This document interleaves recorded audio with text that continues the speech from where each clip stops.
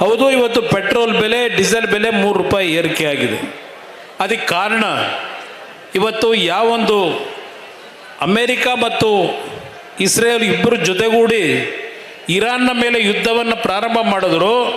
ಸುಮಾರು 50-60 ದಿನಗಳ ಕಾಲ ಯುದ್ಧ ನಡೆದಂಥ ಹಿನ್ನೆಲೆ ಇವತ್ತು ತೈಲ ಬೆಲೆ ಏರಿಕೆ ಬರೀ ಇಂಡಿಯಾ ದೇಶದಲ್ಲಿ ಅಷ್ಟೇ ಅಲ್ಲ ಏರಿರ್ತಕ್ಕಂಥದ್ದು.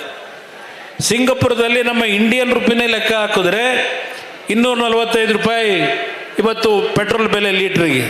ಹಾಂಗ್ಕಾಂಗ್ ಹೋದರೆ 216 ರೂಪಾಯಿ. ಪಕ್ಕದ ಪಾಕಿಸ್ತಾನದಲ್ಲಿ 400 ರೂಪಾಯಿ.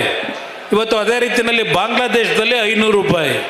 ಇವತ್ತು 1 ಲೀಟ್ರ್ ಪೆಟ್ರೋಲ್ ಬೆಲೆ.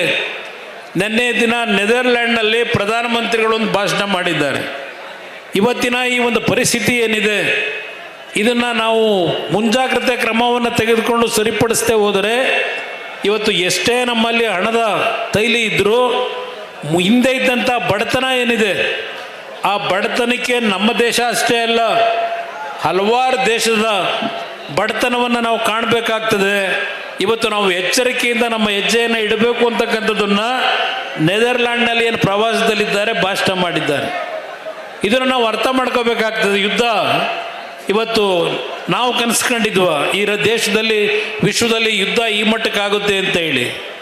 ಇಲ್ಲ, ಕಾಂಗ್ರೆಸ್ ನಾಯಕರೇನಾದರೂ ಮೊದಲೇ ಕನಸೇನಾದರೂ ಬಿದ್ದಿದ್ರೆ ಈ ಥರ ಇದೆಯಪ್ಪ ಮುಂದೆ ಈ ಥರ ಸರ್ಮಾಡ್ಕ ಅಂತಲಾದರೂ ಹೇಳಬೇಕಾಗಿತ್ತಲ್ಲ. ಈಗ ಅವರೇ ಈ ಸ್ಥಾನದಲ್ಲಿ ಇದ್ದಿದ್ರೆ ಕಾಂಗ್ರೆಸ್ ನಾಯಕರು ಏನು ಮಾಡ್ತಾ ಇದ್ರು?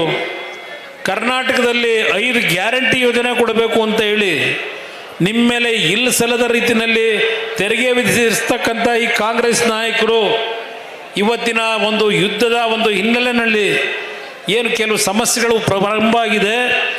ನಿಮಗೆ ಇವತ್ತು ಅಲ್ಲಿಯ ಕೇಂದ್ರ ಸರ್ಕಾರದ ಬಗ್ಗೆ ಮಾತನಾಡ್ತಕ್ಕಂಥ ನೈತಿಕತೆ ನಿಮ್ಮಲ್ಲಿ ಇದೆಯಾ? ಮೊದಲು ನೀವು ಪ್ರಶ್ನೆ ಹಾಕೋಬೇಕಾಗ್ತದೆ ಅನ್ನೋದನ್ನು ಹೇಳಲಿಕ್ಕೆ ಬಯಸ್ತೀನಿ. ಹಿಂದೆ ಇಂದಿರಾ ಗಾಂಧಿ ಕಾಲದಲ್ಲಿ ಏನಾಗಿತ್ತು, ನೆಹರು ಅವರ ಕಾಲದಲ್ಲಿ ಏನಾಗಿತ್ತು, ಹಲವಾರು ವಿಷಯಗಳನ್ನು ಹೇಳಬಲ್ಲೆ.